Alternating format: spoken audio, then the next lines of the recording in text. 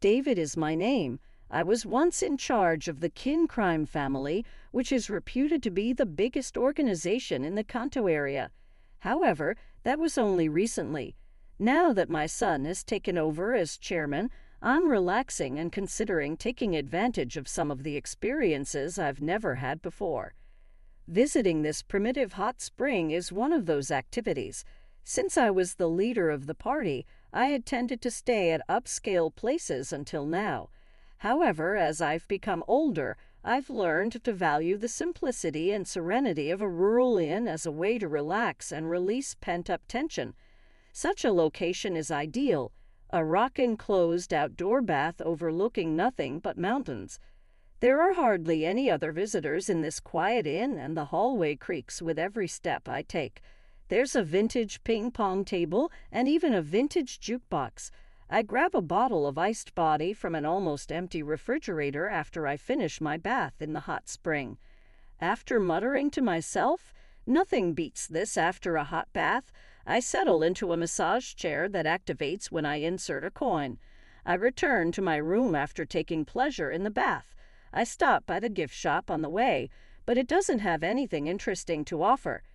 Well, this is pretty amazing, I believe. I don't notice anything else in this place. At that moment, I hear the innkeeper's voice. "Please, enough already. I bet you miss it. Hurry up, you are still operating a business here. Even if you claim that all we're doing is ensuring safety, you can still operate it securely. That agreement is advantageous to both parties, isn't it? But I really am unable to pay at this time." "What are you saying? This is a pleasant spot for you. You have no excuse not to pay."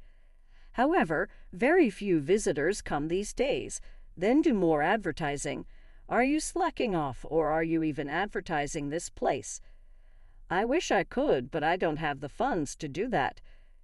Hey, advertising doesn't cost money anymore. Make use of social media. Spread the word on your own. Many others will see it if you do it. No cash is needed. If you're not even making an effort, you can't complain about guests not turning up. Believe me, I'm trying. But this inn is crumbling in some areas. Then make it right. Isn't it merely an excuse to leave things broken and say you can't repair them? Repairs cost money, too. Look, you want visitors, don't you? Then concentrate on repairing the inn first. Why not advertise it as a quaint old establishment? No one would mind the shabby appearance. It would be the reason they came here. "Yeah, I guess. But it's not exactly making money now." "Yes, I understand that. I truly am unable to make any further payments, as I've stated." "Hey now, I don't want to hear that. There is nothing more to it than our kind request that you pay the protection charge. Therefore, why attempt to shut it down with a simple, 'I can't'? But there isn't any money, I assure you, that it's simply not doable without guests, as I mentioned. Look, come on now. An elderly man is even looking through trinkets over there. I take it that he is a guest. Serving your current clientele is what you must do. Over time, that will attract more people. Is that old man here by himself?" "No, he isn't." "What is the size of his group?" "It's a 3-person party, you see. Don't you have 3 guests? That will cover the protection price for this month. Don't act as though there aren't any visitors when, in fact, there are." "Yes, but there is hardly any profit even with 3 guests. The protection charge is just too much for me to handle, on top of everything else. Possible to pay regardless of what you claim. None of that matters to me. You're the only one managing this inn. I'm responsible for paying the chef, the doorman, and the maids. Not possible to pay, regardless of what you claim. That matters to me. It is your problem, not ours to solve. Enough already. Since the period of the previous owner, monthly payments have been required. However, it was the previous owner's agreement, not mine, and that was back when we had more visitors. I never consented to it. You think you're going to have to follow the previous owner's agreements even out here in the sticks. You've managed to stay in business because the kin crime family has been watching over you. We've been protecting this place all these years. Now you're just going to ignore that." Please, I'm begging you, just leave me be. It's hard enough to keep this inn running as it is. Listen here, keep this up and you're going to regret it. You keep saying you can't pay. You can't pay. Maybe we should just smash up this place so you'll never be able to open again. What? We wouldn't mind. It's an old rundown inn anyway.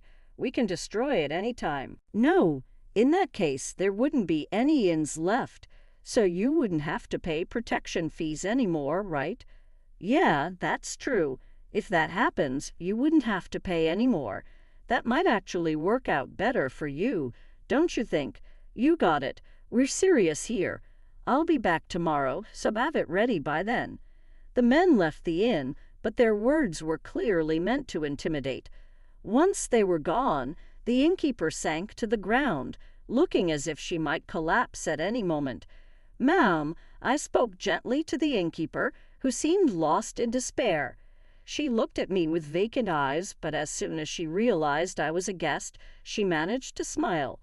I'm so sorry you had to witness that. What's going on? Those men look like mobsters. Ah, yes, actually, they are. I heard something about a protection fee. Yes, they're demanding a monthly protection fee, but as you can see, we barely have any guests. With the protection fee to pay every month, it's impossible to make ends meet. Yet they've come again this month.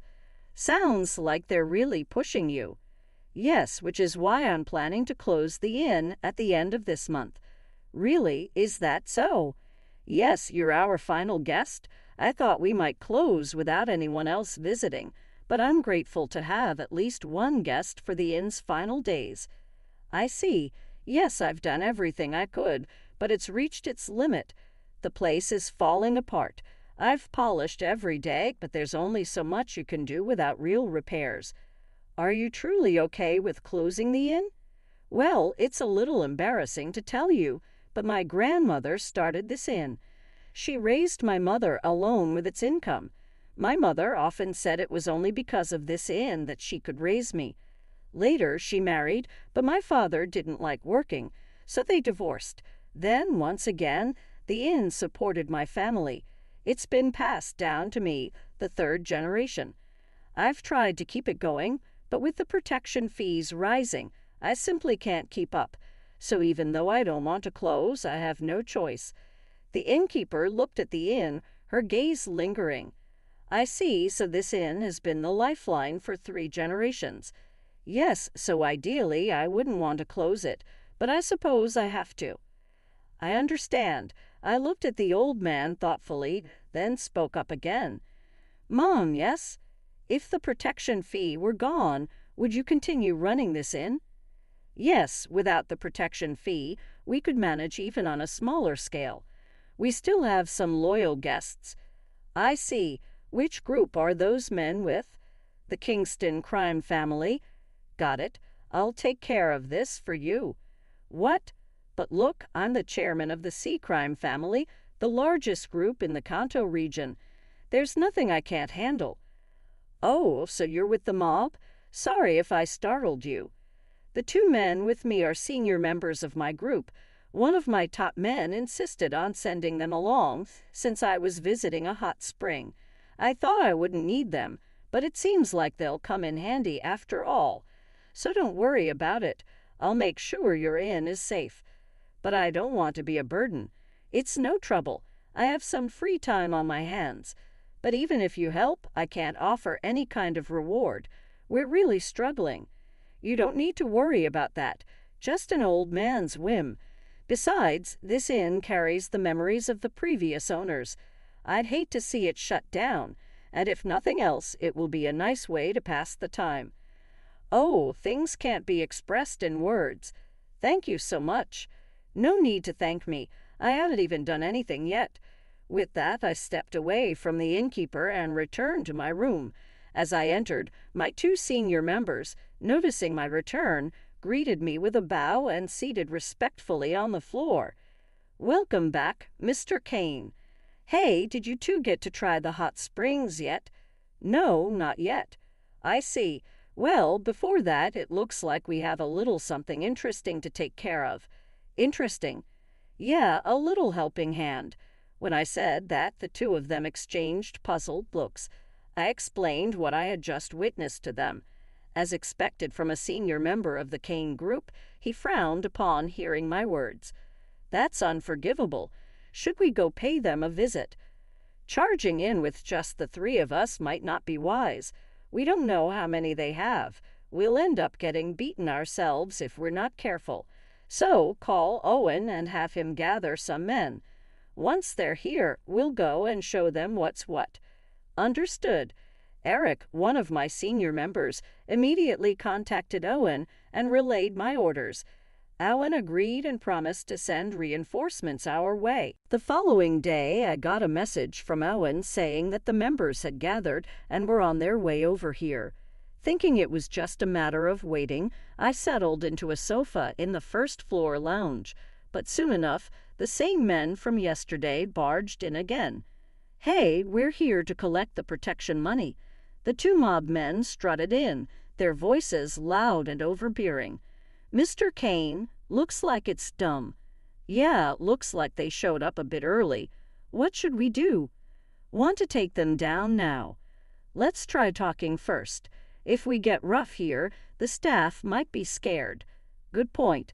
As they were talking, the innkeeper came over from the back.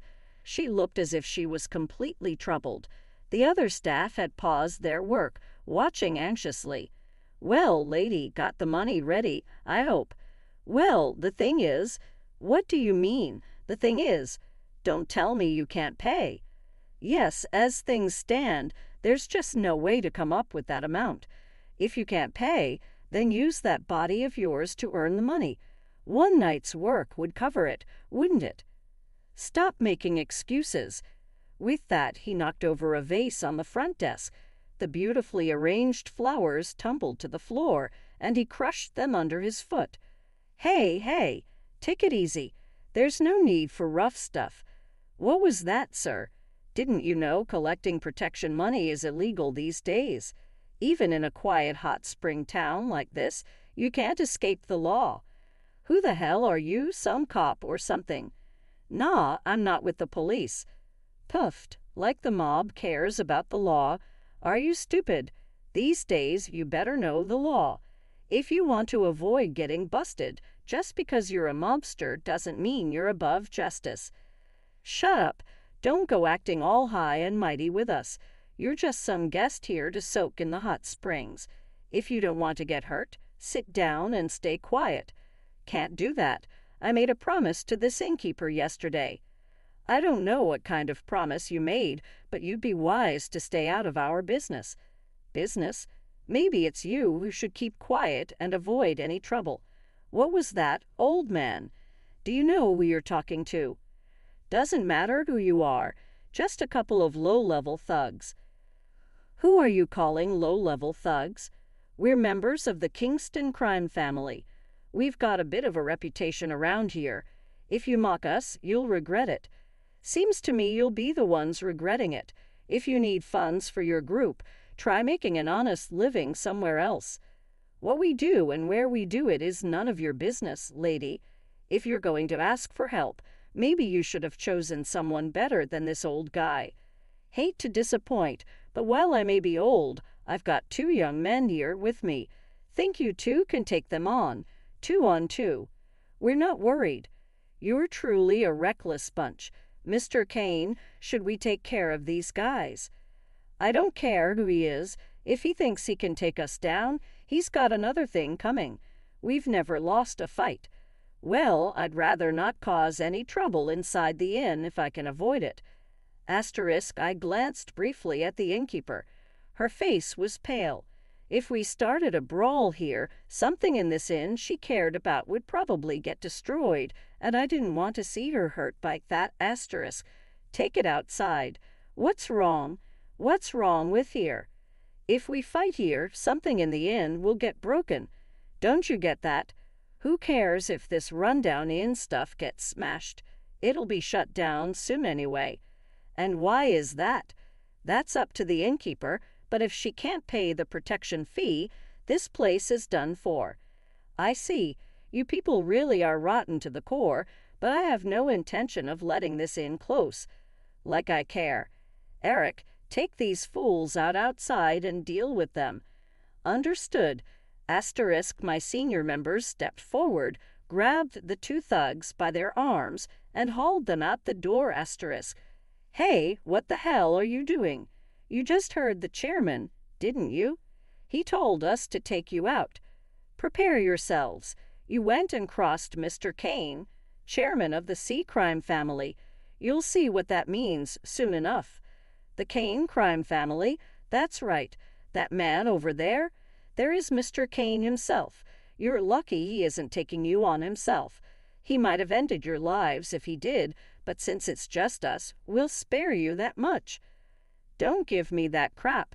I don't care if you're the Kane crime family. We're the Kingston crime family, and here on our turf, things run our way, no matter who you are. Save it. In a fight, there's no turf. You're just flies buzzing around. All right, enough talk. Take them down quickly. We don't want a scene scaring away any guests. Yes, Mr. Kane. All right, then. Nothing personal. Asterisk with that, my senior members charged at the two men. The thugs tried to run, startled by the speed of their attack, but there was no escape. As they seized the men, fists flew, landing squarely on their faces. The men were pinned to the ground before they had a chance to fight back. A final blow. Asterisk. Idiots thinking they could stand up to us. With that kind of strength, they're like helpless babies. Asterisk. Just then Eric's phone rang. Asterisk. Mr. Kane, it's from our underboss. He says the reinforcements have arrived and are waiting outside the Kingston crime family office. Good. They got here faster than I expected. All right, take these two along as a little gift for the Kingston crime family. Yes, sir. Ma'am, do you have anything we can use to tie these guys up? They might start thrashing around otherwise. Oh, yes, I'll get something right away. Asterisk, the innkeeper rushed inside and returned with some rope. Asterisk. This is all I could find. They'll do just fine. It's just trash we're tying up after all. Asterisk, I handed the rope to my senior members, who bound the men and tossed them into the inn van. Asterisk. Don't worry, I'll settle things. Just wait for the good news. Thank you so much. Asterisk, with that, we started the van and headed for the Kingston crime family headquarters. Their office wasn't anything impressive, just a rundown building.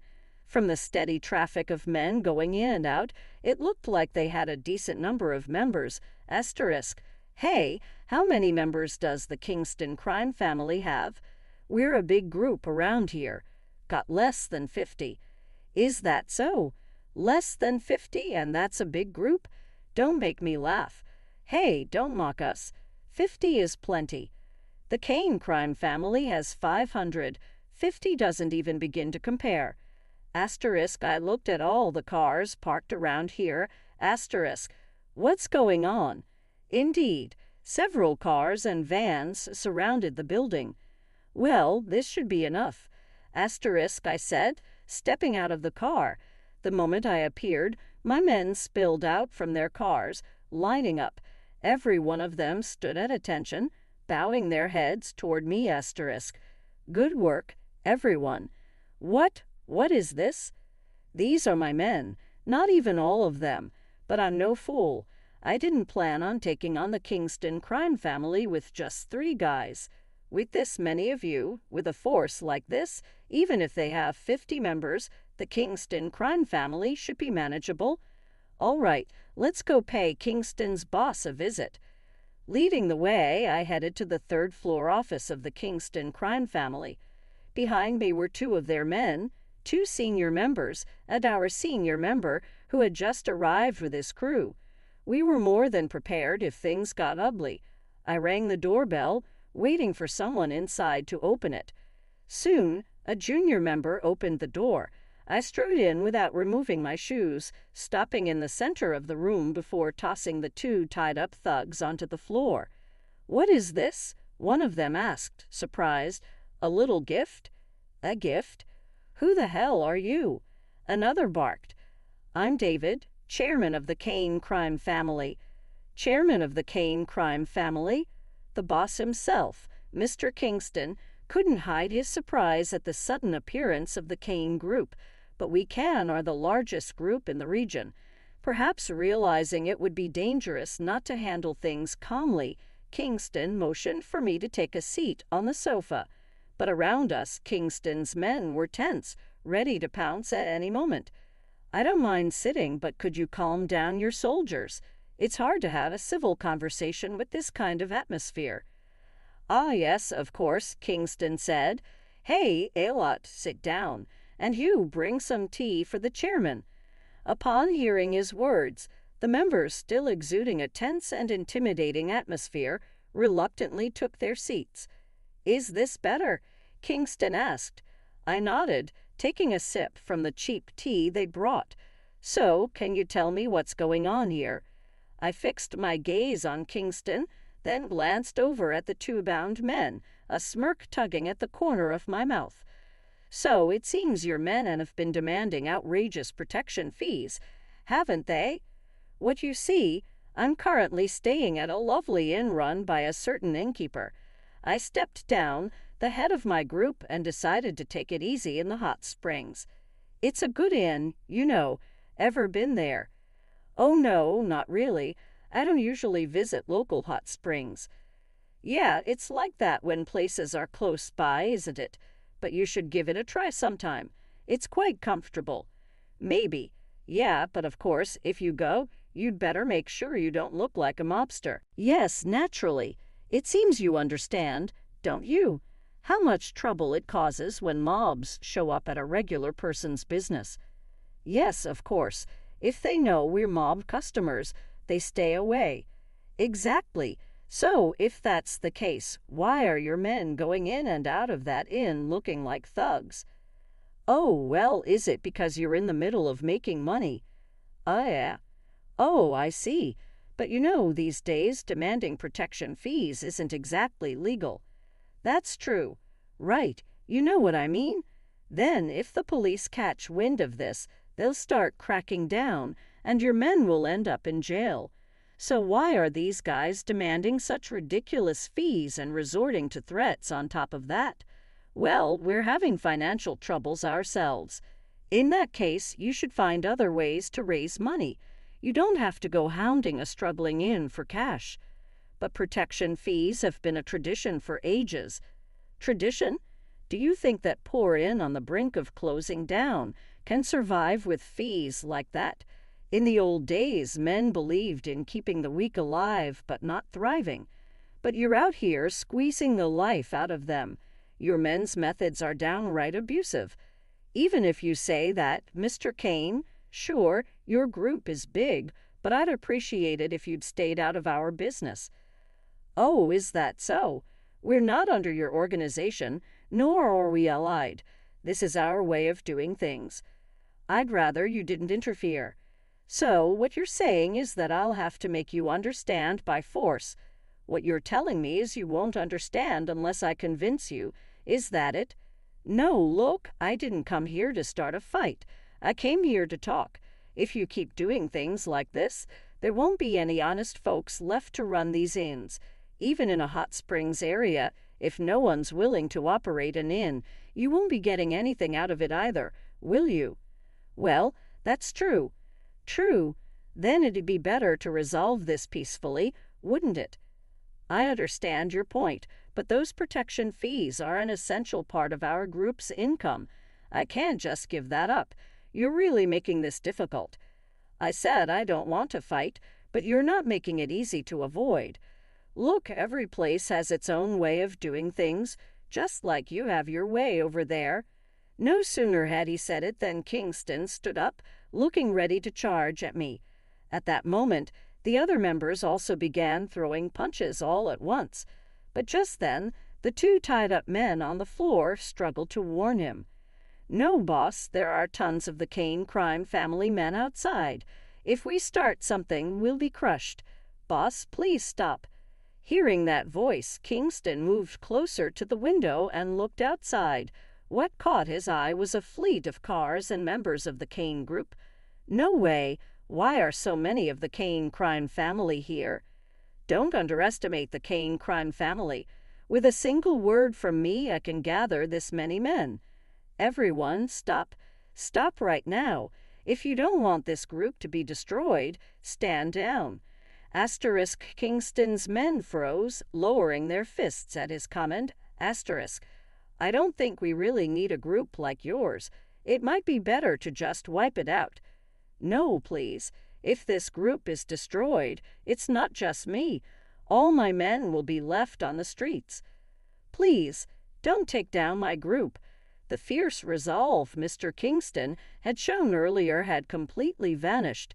He sank to the floor in desperation. Seeing their leader bow in defeat, all the Kingston crime family members followed suit, dropping to their knees in apology.